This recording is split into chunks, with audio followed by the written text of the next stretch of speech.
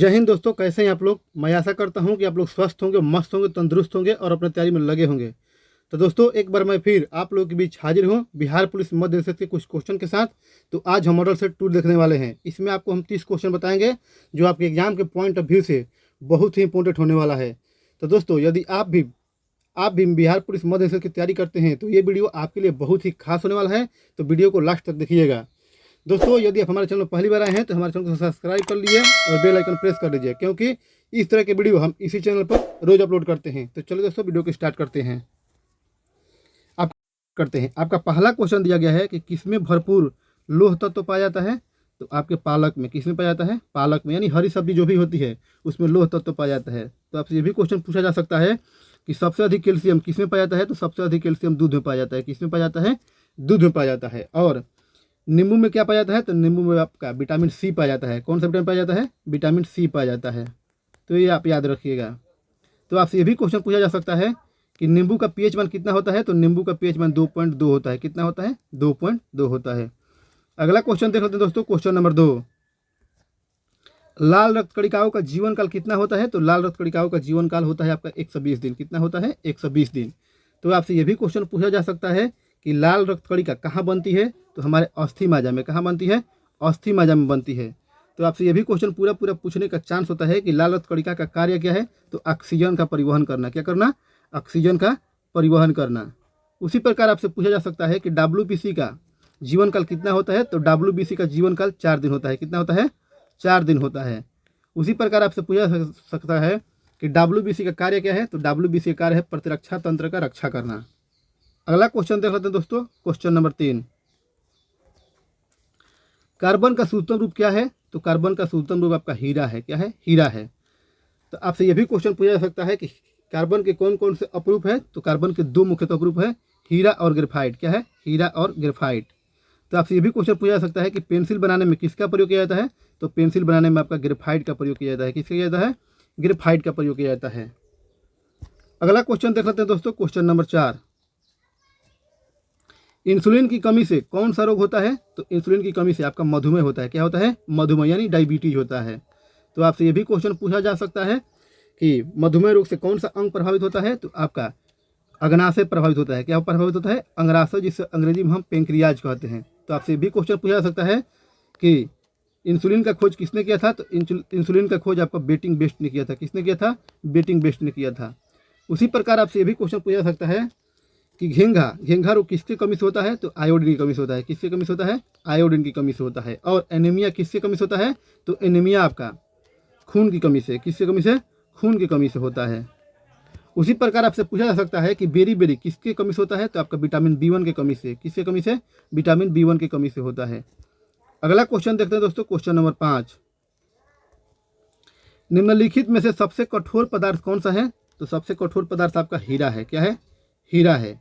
तो आपसे यह भी क्वेश्चन पूछा जा सकता है कि हीरा जितना कठोर तथा उससे हल्का धातु कौन सा है। प्लेटिनम है। क्या है?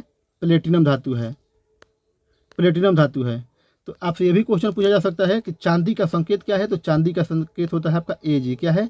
Ag, जो विद्युत का सबसे अच्छा सुचालक है। क्या है? जो विद्युत का सबसे अच्छा सुचालक है। तथा आपसे यह भी क्वेश्चन पूछा जा सकता है कि सोना का संकेत क्या है। तो सोना का संकेत होता है Au। क्या होता है? Au। अगला क्वेश्चन देख लेते हैं दोस्तों, क्वेश्चन नंबर 6। सूर्य की रोशनी से हमें कौन सा विटामिन प्राप्त होता है। तो सूर्य की रोशनी से हमें विटामिन डी प्राप्त होता है। कौन सा विटामिन प्राप्त होता है? विटामिन डी प्राप्त होता है। तो आपसे ये भी क्वेश्चन पूछा जा सकता है कि विटामिन डी का रासायनिक नाम क्या है। तो कैल्सीफेरॉल। क्या नाम है? कैल्सीफेरॉल नाम है। क्या नाम है? कैल्सीफेरॉल। तो आपसे ये भी क्वेश्चन पूछा जा सकता है कि विटामिन सी का रासायनिक नाम क्या है। तो विटामिन सी का रासायनिक नाम एस्कॉर्बिक एसिड है। क्या है? एस्कॉर्बिक एसिड है। उसी प्रकार आपसे विटामिन ए का रासायनिक नाम क्या है। तो विटामिन ए का रासायनिक नाम रेटिनल है। क्या है? रेटिनल। और विटामिन B1 का रासायनिक नाम क्या है। तो विटामिन B1 का रासायनिक नाम है थायमिन। क्या है? थायमिन है। तो दोस्तों, हम जितना एक्स्ट्रा फैक्ट आपको बता रहे हैं उन सबको आप याद करते चलिएगा, क्योंकि यही एक्स्ट्रा फैक्ट जो है आपके एग्जाम में बहुत ही मदद करने वाला है। अगला क्वेश्चन देख लेते हैं दोस्तों, क्वेश्चन नंबर 7। अंतरिक्ष में पहुंचने वाला प्रथम व्यक्ति कौन था। तो अंतरिक्ष में पहुंचने वाला प्रथम व्यक्ति यूरी गागरिन था। कौन था? Yuri Gagarin. तो आपसे यह भी क्वेश्चन पूछा जा सकता है कि चंद्रमा पर पहुंचने वाला प्रथम व्यक्ति कौन था। तो नील आर्मस्ट्रांग था। कौन था? Neil Armstrong. तो आपसे ये भी क्वेश्चन पूछा जा सकता है कि अंतरिक्ष में पहुंचने वाला प्रथम भारतीय कौन था। तो आपके राकेश शर्मा। कौन थे? राकेश शर्मा थे, जो 1984 में गए थे। कब गए थे? 1984 में गए थे। तो आपसे ये भी क्वेश्चन पूछा जा सकता है कि उत्तरी ध्रुव पर पहुंचने वाला प्रथम व्यक्ति कौन था? तो रॉबर्ट पीरेरी था। कौन था? रॉबर्ट पीरेरी था। अगला क्वेश्चन देख लेते हैं दोस्तों, क्वेश्चन नंबर 8। प्रथम तेल प्रसंस्करण संयंत्र कहाँ स्थापित हुआ था? तो आपके डिगबोई में। कहाँ स्थापित हुआ था? डिगबोई में। तो आपसे ये भी क्वेश्चन पूछा जा सकता है कि कब स्थापित हुआ था? तो 1901 में। कब हुआ था? 1901 में। तो आपसे ये भी क्वेश्चन पूछने का पूरा चांस है कि डिगबोई है कहाँ? तो डिगबोई आपका असम में पड़ता है। कहाँ पड़ता है? असम में। और असम की राजधानी की बात करूँ तो असम की राजधानी है आपका दिसपुर। क्या है? दिसपुर। और यहाँ पर एक कामाख्या माता मंदिर भी है। क्या है? कामाख्या माता मंदिर है, जहाँ अम्बुबाची का मेला भी लगता है। कौन सा मेला लगता है? अम्बुबाची का मेला भी लगता है। तो ये आप याद रखिएगा। अगला क्वेश्चन देख लेते हैं दोस्तों, क्वेश्चन नंबर 9। 14 नवंबर को कौन सा दिवस मनाया जाता है? तो 14 नवंबर को हम बाल दिवस मनाते हैं। कौन सा दिवस मनाते हैं? बाल दिवस। तो आपसे ये भी क्वेश्चन पूछा जा सकता है कि किसके नाम पर मनाया जाता है? तो जवाहरलाल नेहरू के नाम पर। किसके नाम पर? जवाहरलाल नेहरू के नाम पर। तो आपसे ये भी क्वेश्चन पूछा जा सकता है कि मजदूर दिवस कब मनाते हैं? तो मजदूर दिवस हम 1 मई को मनाते हैं। कब मनाते हैं? 1 मई को। और युवा दिवस कब मनाते हैं? तो हम युवा दिवस 12 जनवरी को मनाते हैं। कब मनाते हैं? 12 जनवरी को। उसी प्रकार आपसे ये भी क्वेश्चन पूछा जा सकता है कि संविधान दिवस कब मनाते हैं? तो संविधान दिवस हम 26 नवंबर को मनाते हैं। कब मनाते हैं? 26 नवंबर को। और मतदाता दिवस कब मनाते हैं? तो मतदाता दिवस हम मनाते हैं, यानी कि वोटर डे मनाते हैं 25 जनवरी को। कब मनाते हैं? 25 जनवरी को। अगला क्वेश्चन देख लेते हैं दोस्तों, क्वेश्चन नंबर 10। तमिलनाडु का लोक नृत्य कौन सा है? तो तमिलनाडु का लोक नृत्य भरतनाट्यम है। क्या है? भरतनाट्यम। तो आपसे ये भी क्वेश्चन पूछा जा सकता है कि कथक कहाँ का लोक नृत्य है? तो उत्तर भारत, यानी कि उत्तर प्रदेश का है। कहाँ का है? उत्तर प्रदेश। और उसी प्रकार पूछा जा सकता है कि कुचिपुड़ी कहाँ का लोक नृत्य है? तो कुचिपुड़ी आपका आंध्र प्रदेश का है। कहाँ का है? आंध्र प्रदेश का है। और ओडिसी कहाँ का है? तो आपका उड़ीसा का है। कहाँ का है? उड़ीसा का। तो आपसे ये भी क्वेश्चन पूछा जा सकता है कि कुमायूं कहाँ का लोक नृत्य है? तो कुमायूं आपका उत्तराखंड का है। कहाँ का है? उत्तराखंड का। और विदेशिया कहाँ का है? तो विदेशिया आपका बिहार के है। कहाँ के है? बिहार के हैं। तो ये आप याद रखिएगा। अगला क्वेश्चन देख लेते हैं दोस्तों, क्वेश्चन नंबर 11।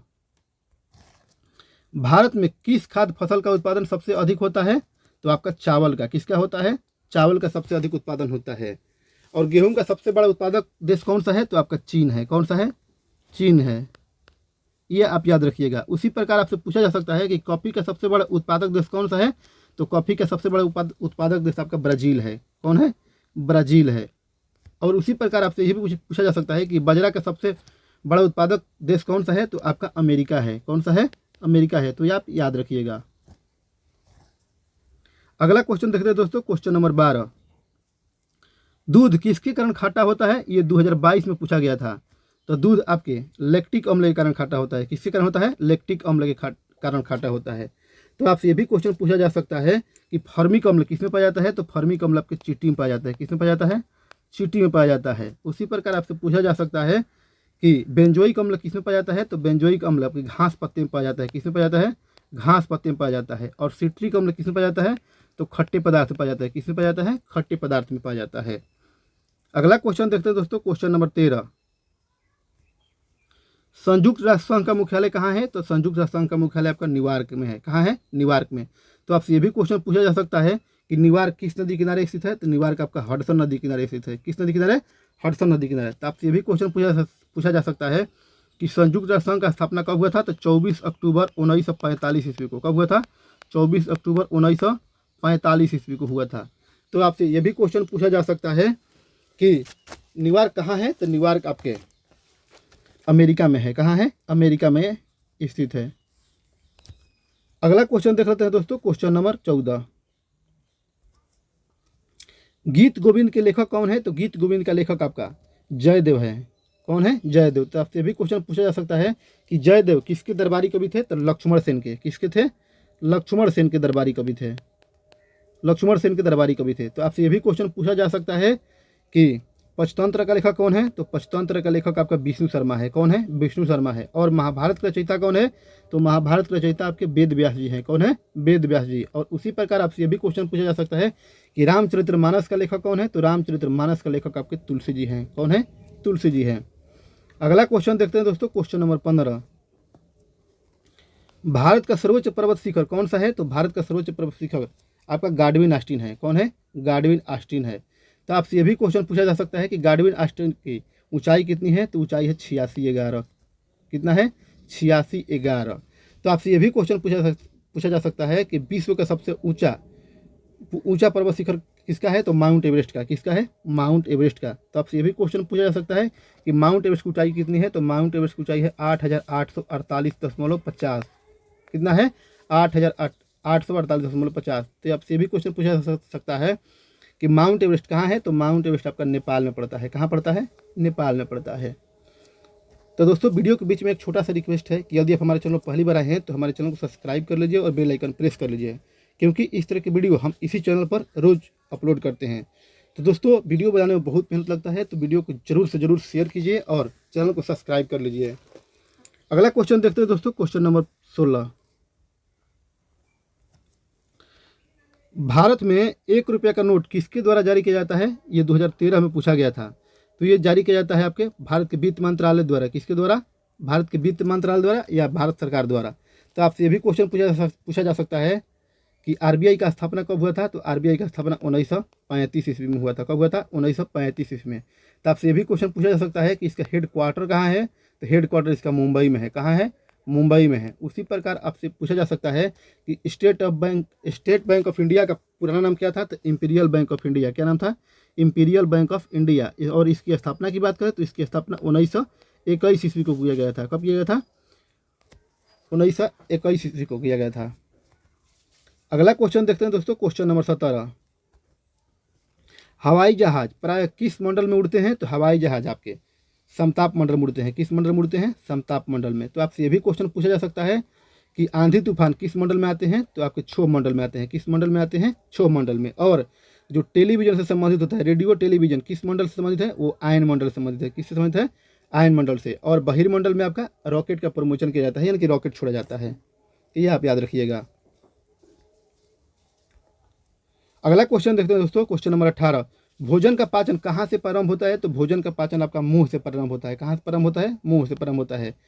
और आपसे ये भी क्वेश्चन पूछा जा सकता है कि भोजन का पाचन अंतिम रूप से कहाँ होता है, तो आपका छोटी आंत में होता है। कहाँ होता है, छोटी आंत में होता है। तो दोस्तों हम जितना एक्स्ट्रा फैक्ट बता रहे हैं उन सबको याद रखिएगा, क्योंकि ये जो एक्स्ट्रा फैक्ट होते हैं आपके एग्जाम में बहुत ही भूमिका निभाते हैं। तो इन सबको कहीं लिख लीजिएगा, याद है तो कोई बात नहीं है। अगला क्वेश्चन देखते हैं दोस्तों, क्वेश्चन नंबर 19। डिप्थीरिया से कौन सा अंग प्रभावित होता है, तो डिप्थीरिया से आपका गला प्रभावित होता है। कौन अंग प्रभावित होता है, गला प्रभावित होता है। तो आपसे ये भी क्वेश्चन पूछा जा सकता है कि घेंघा से कौन सा अंग प्रभावित होता है, तो घेंघा रोग से आपके गला प्रभावित होता है। कौन प्रभावित होता है, गला ही प्रभावित होता है। और फेफड़ा किससे प्रभावित होता है, तो फेफड़ा आपके टीबी से प्रभावित होता है। किससे प्रभावित होता है, टीबी से प्रभावित होता है। उसी प्रकार आपसे पूछा जा सकता है कि त्वचा किससे प्रभावित होता है, तो त्वचा आपके दाद खाज खुजली से प्रभावित होता है। किससे होता है, दाद खाज खुजली से प्रभावित होता है। और मेनिंजाइटिस से कौन सा अंग प्रभावित होता है, तो आपका आंख प्रभावित होता है। कौन प्रभावित होता है, आंख प्रभावित होता है। अगला क्वेश्चन देखते हैं दोस्तों, क्वेश्चन नंबर 20।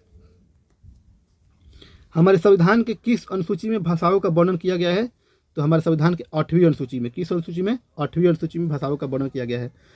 तो आपकी जानकारी के लिए बता दूं कि हमारे संविधान में कुल कितने भाषाएं हैं, तो 22 भाषाएं हैं। कितने हैं, 22 भाषाएं हैं। तो आपसे ये भी क्वेश्चन पूछा जा सकता है कि 9वीं अनुसूची में किसका उल्लेख है, तो 9वीं अनुसूची में भूमि सुधार अधिनियम का उल्लेख है। किसका है, भूमि सुधार अधिनियम का। और 10वीं अनुसूची में किसका उल्लेख है, 10वीं अनुसूची में दल बदल विरोधी कानून। किसका है, दल बदल विरोधी कानून का उल्लेख है। और 7वीं अनुसूची में किसका उल्लेख है, तो 7वीं अनुसूची में 3 सूचियों का वर्णन है, जिसमें संघ सूची होता है, समवर्ती सूची है और राज्य सूची है। 3 सूचियों का वर्णन किया गया है। अगला क्वेश्चन देखते हैं दोस्तों, क्वेश्चन नंबर 21। गांधी इरविन समझौता कब हुआ था, तो गांधी इरविन समझौता आपका 1931 में हुआ था। कब हुआ था, 1931 में। तो आपसे ये भी क्वेश्चन पूछा जा सकता है कि गांधी इरविन समझौता किसके किसके बीच हुआ था, तो गांधी जी और लॉर्ड इरविन के बीच हुआ था। किसके बीच हुआ था, लॉर्ड इरविन के बीच। तो आपसे ये भी क्वेश्चन पूछा जा सकता है कि असहयोग आंदोलन कब हुआ था, तो असहयोग आंदोलन 1920 ईस्वी को हुआ था। कब हुआ था, 1920 ईस्वी को। और आपसे ये भी क्वेश्चन पूछा जा सकता है कि जलियांवाला बाग हत्याकांड कब हुआ था, तो जलियांवाला बाग हत्याकांड 13 अप्रैल 1919 ईस्वी को हुआ था। कब हुआ था, 13 अप्रैल 1919 ईस्वी को हुआ था। और पूना पैक्ट कब हुआ था, तो पूना पैक्ट 1932 ईस्वी को हुआ था। कब हुआ था, 1932 ईस्वी को। और आपसे ये भी क्वेश्चन पूछा जा सकता है कि पूना पैक्ट किनके किनके बीच हुआ था, तो भीमराव अम्बेडकर और महात्मा गांधी के बीच हुआ था। किनके किनके बीच हुआ था, भीमराव अम्बेडकर और महात्मा गांधी के बीच हुआ था। अगला क्वेश्चन देखते हैं दोस्तों, क्वेश्चन नंबर 22। ऑपरेशन कुटीर ज्योति किससे संबंधित है? तो ऑपरेशन कुटीर ज्योति जो है आपका ग्रामीण विद्युत करणी से संबंधित है। किससे है? ग्रामीण विद्युत करणी, यानी कि विद्युत की आपूर्ति से। किससे है? विद्युत के आपूर्ति से है, आप याद रखिएगा। अगला क्वेश्चन देखते हैं दोस्तों, क्वेश्चन नंबर 23। सलाल परियोजना किस नदी पर है? तो सलाल परियोजना आपके चिनाब नदी पर है। किस नदी पर है? चिनाब नदी। तो आपसे ये भी क्वेश्चन पूछा जा सकता है कि चिनाब नदी कहाँ बहती है? तो जम्मू कश्मीर में बहती है। कहाँ बहती है? जम्मू कश्मीर में। उसी प्रकार आपसे पूछा जा सकता है कि झेलम नदी कहाँ बहती है? तो झेलम नदी भी आपका जम्मू कश्मीर में बहती है। कहाँ बहती है? जम्मू कश्मीर में। तो आपसे ये भी क्वेश्चन पूछा जा सकता है कि रंजीत सागर बांध परियोजना किस नदी पर है? तो रंजीत सागर बांध परियोजना आपका रावी नदी पर है। किस पर है? रावी नदी पर है। और ब्यास परियोजना किस नदी पर है? तो ब्यास नदी पर है। कहाँ है? ब्यास नदी पर है। अगला क्वेश्चन देखते हैं दोस्तों, क्वेश्चन नंबर 24। डेविस कप किस खेल से संबंधित है? तो डेविस कप आपका लैंड टेनिस से संबंधित है। किससे है? Land tennis. तो आपसे ये भी क्वेश्चन पूछा जा सकता है कि रणजी ट्रॉफी का संबंध किससे है? तो रणजी ट्रॉफी का संबंध आपके क्रिकेट से है। किससे है? क्रिकेट से है। और देवधर ट्रॉफी का संबंध किससे है? तो देवधर ट्रॉफी का संबंध भी आपका क्रिकेट से है। किससे है? क्रिकेट से। उसी प्रकार आपसे पूछा जा सकता है कि ईरानी ट्रॉफी का संबंध किससे है? तो ईरानी ट्रॉफी का संबंध भी क्रिकेट से है। तो आपके मन में एक और भी सवाल आ रहा होगा कि बीसीसीआई का स्थापना कब हुआ था? तो बीसीसीआई का स्थापना 1928 ईस्वी को हुआ था। कब हुआ था? 1928 ईस्वी को हुआ था। तो आपसे ये भी क्वेश्चन पूछा जा सकता है कि बीसीसीआई का मुख्यालय कहाँ है? तो इसका मुख्यालय है मुंबई। कहाँ है? वानखेड़े, मुंबई। वानखेड़े, मुंबई। अगला क्वेश्चन देख लेते हैं दोस्तों, क्वेश्चन नंबर 25। ओणम पर्व किस राज्य में मनाया जाता है? तो ओणम पर्व आपका केरल मनाया जाता है। कहाँ मनाया जाता है? केरल मनाया जाता है। उसी प्रकार आपसे ये भी क्वेश्चन पूछा जा सकता है कि सरहुल फेस्टिवल कहाँ मनाया जाता है? तो सरहुल आपके झारखंड में। कहाँ मनाया जाता है? सरहुल आपका झारखंड में मनाया जाता है। ये आप याद रखिएगा। अगला देख लेते हैं दोस्तों, क्वेश्चन नंबर 26। इसरो के वर्तमान अध्यक्ष कौन है? तो इसरो के वर्तमान अध्यक्ष एस सोमनाथ है। कौन है? एस सोमनाथ। तो आपसे भी क्वेश्चन पूछा जा सकता है कि एस सोमनाथ से पहले इसरो के अध्यक्ष कौन थे? तो के सिवान थे। कौन थे? के सिवान थे। के सिवान थे। तो आपसे ये भी क्वेश्चन पूछा जा सकता है कि इसरो का फुल फॉर्म क्या होता है? तो इसरो का फुल फॉर्म होता है इंडिया स्पेस रिसर्च ऑर्गेनाइजेशन। क्या होता है? India space research organisation. तथा इसकी स्थापना की बात करूँ तो इसकी स्थापना 15 अगस्त 1969 ईस्वी को हुआ था। कब हुआ था? 15 अगस्त 1969 ईस्वी को। तो आपसे ये भी क्वेश्चन पूछा जा सकता है कि भारत का वर्तमान सीडीएस कौन है? तो भारत के वर्तमान सीडीएस आपका अनिल चौहान है। कौन है? अनिल चौहान है। और वर्तमान राष्ट्रपति कौन है? तो वर्तमान प्रेसिडेंट आपका द्रौपदी मुर्मू है। कौन है? द्रौपदी मुर्मू है। और रक्षा मंत्री की बात करें तो वर्तमान में रक्षा मंत्री कौन है? तो राजनाथ सिंह है। कौन है? राजनाथ सिंह है। अगला क्वेश्चन देखते हैं दोस्तों, question number 27। Vitamin B one का रासायनिक नाम क्या है? तो विटामिन बी1 का रासायनिक नाम होता है आपका थायमिन। क्या होता है? थायमिन। उसी प्रकार आपसे यही क्वेश्चन पूछा जा सकता है कि कैल्सीफेरॉल किसका नाम है? तो विटामिन डी का। किसका नाम है? विटामिन डी का। और टोकोफेरॉल किसका नाम है? तो विटामिन ई का। किसका है? विटामिन ई का। और बायोटिन किसका नाम है? तो विटामिन एच का। किसका नाम है? विटामिन एच का। तो आपसे ये भी क्वेश्चन पूछा जा सकता है कि कौन सा विटामिन जल में घुलनशील होता है? तो विटामिन बी और सी। कौन कौन विटामिन? विटामिन बी और सी जल में घुलनशील होता है। और वसा में कौन सा विटामिन घुलनशील होता है? तो एडेक, ए डी ई और के, यानी कि विटामिन ए डी ई और के वसा में घुलनशील होता है। किस में होता है? वसा में घुलनशील होता है। अगला क्वेश्चन देखते हैं दोस्तों, क्वेश्चन नंबर 28। पानीपत की प्रथम लड़ाई कब हुई थी? तो पानीपत की प्रथम लड़ाई आपका 1526 में हुई थी। कब हुई थी? 1526 में। तो आपसे ये भी क्वेश्चन पूछा जा सकता है कि किन के बीच हुई थी? तो बाबर और इब्राहिम लोदी के बीच। किसके बीच? बाबर और इब्राहिम लोदी के बीच हुई थी। तो आपसे भी क्वेश्चन पूछा जा सकता है कि पानीपत की दूसरी लड़ाई कब हुई थी? तो 1556 में। कब हुई थी? 1556 में। किसके बीच? अकबर और हेमू के बीच। किसके बीच? अकबर और हेमू के बीच। उसी प्रकार आपसे ये भी क्वेश्चन पूछा जा सकता है कि बक्सर का युद्ध कब हुआ था? तो बक्सर का युद्ध 1764 में। कब हुआ था? 1764 में। और प्लासी का युद्ध कब हुआ था? तो 1757 में। कब हुआ था? 1757 में। तो ये आप याद रखिएगा। अगला क्वेश्चन देखते हैं दोस्तों, क्वेश्चन नंबर 29। बल का एसआई मात्रक क्या है? तो बल का एसआई मात्रक आपका न्यूटन है। क्या है? न्यूटन है। तो आपसे ये भी क्वेश्चन पूछा जा सकता है कि दाब का एसआई मात्रक क्या है? तो दाब का एसआई मात्रक आपका पास्कल होता है। क्या होता है? पास्कल होता है। और विद्युत धारा का एसआई मात्रक क्या होता है? तो विद्युत धारा का एसआई मात्रक आपका एम्पियर होता है। क्या होता है? एम्पियर होता है। और ध्वनि को हम किस में मापते हैं? तो ध्वनि को हम डेसीबल में मापते हैं। किस में मापते हैं? डेसीबल में मापते हैं। और आज का लास्ट क्वेश्चन देख लेते हैं दोस्तों, क्वेश्चन नंबर 30। जनसंख्या की दृष्टि से सबसे बड़ा देश कौन सा है? तो जनसंख्या की दृष्टि से सबसे बड़ा देश आपका चीन है। कौन है? चीन है। तो आपसे ये भी क्वेश्चन पूछा जा सकता है कि सेकंड नंबर पर कौन है? तो सेकंड नंबर पर आपका प्यारा सा भारत है। कौन सा है? प्यारा सा भारत है। और आपसे ये भी क्वेश्चन पूछा जा सकता है कि क्षेत्रफल की दृष्टि से सबसे बड़ा देश कौन सा है? तो क्षेत्रफल की दृष्टि से सबसे बड़ा देश आपका रूस है। कौन सा है? रूस है। दोस्तों ये था आज का क्लास। सेशन आपको पसंद है तो सेशन को लाइक कीजिए तथा हमसे जुड़े रहने के लिए हमारे चैनल को सब्सक्राइब कीजिए और बेल आइकन प्रेस कीजिए, क्योंकि इस तरह की वीडियो हम इसी चैनल पर रोज अपलोड करते हैं। तब तक मिलते हैं अगले वीडियो में। जय हिंद, जय भारत।